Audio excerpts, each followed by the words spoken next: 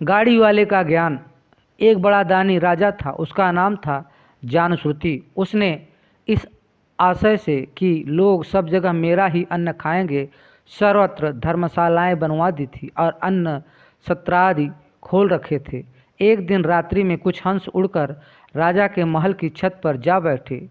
उनमें से पिछले हंस ने अगले से कहा, अरे ओ भलाक्ष, ओ भलाक्ष, देख, जानश्रुति का तेज द्युलोक के समान फैला हुआ है, कहीं उसका स्पर्श न कर लेना, अन्यथा वह तुझे भस्म कर डालेगा। इस पर दूसरे अग्रगामी हंस ने कहा, बेचारा यह राजा तो अत्यंत तुच्छ है, मालूम होता है तुम गाड़ी वाले रैक को नहीं जानते, इसलिए इसका तेज उसकी अपेक्षा अत्यल्प होने पर भी तुम इसकी वैसी प्रशंसा कर रहे हो। इस पर पिछले हंस ने पूछा, भाई गाड़ी वाला रैक को कैसा है?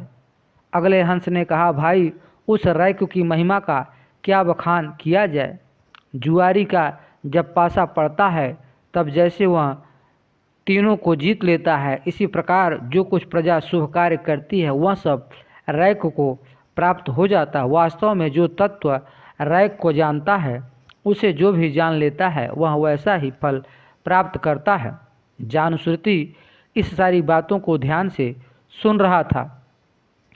प्रातःकाल उठते ही उसने अपने सेवकों को बुलाकर कहा, तुम गाड़ी वाले रैक के पास जाकर कहो कि राजा जानश्रुति उनसे मिलना चाहते हैं। राजा के आज्ञानुसार सर्वत्र खोज हुई पर रैक का कहीं पता न चला। राजा ने विचार किया कि इन सब ने रैक को ग्रामों तथा नगरों में ही ढूंढा है और उनसे पुनः कहा, अरे जाओ उन्हें ब्रह्म व्यक्ताओं के रहने योग्य स्थानों, अरण्य, नदी तट आदि एकांत स्थानों में ढूंढो। अंत में वे एक निर्जन प्रदेश में गाड़ी के नीचे बैठे हुए शरीर खुजलाते हुए मिल ही गए। राजपुरुषों ने पूछा, प्रभु क्या गाड़ी वाले रैक आप ही हैं? मुनि ने कहा, हो, मैं ही हूँ। पता लगाने पर राजा जानश्रुति 600 गवें, एक हार और एक खच्चरियों से जुता हुआ रथ लेकर उनके पास गया और बोला, भगवान मैं यह सब आपके लिए ले लाया हूँ, कृपया आप इन्हें स्वीकार कीजिए तथा जिस देवता की उपासना करते हैं उसका मुझे उपदेश कीजिए। राजा की बात सुनकर मुनि ने कहा, अरे शूद्र, ये गायें, हार और रथ तू अपने पास ही रख।